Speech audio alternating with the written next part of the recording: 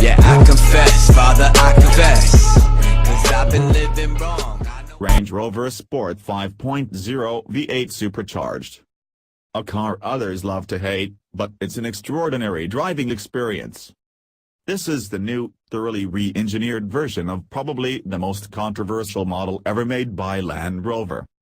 As well as the redesigned, better quality interior and redesigned front end, the most important changes lie in the drivetrain and chassis. For most buyers, the most significant upgrade will be the all-new supercharged 5.0-liter V8 engine, which now offers 503 bhp and a monster 461 pounds-foot of torque with a claimed combined fuel economy of 19 miles per gallon.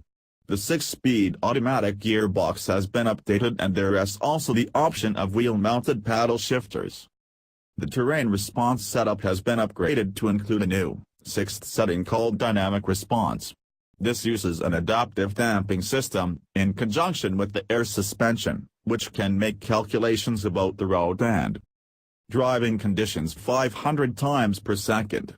This model also gets an updated Brembo braking system. According to Land Rover, the new supercharged Range Rover Sport has lapped the Nürburgring, on road tires and in the dry, in just 8 minutes 49 seconds.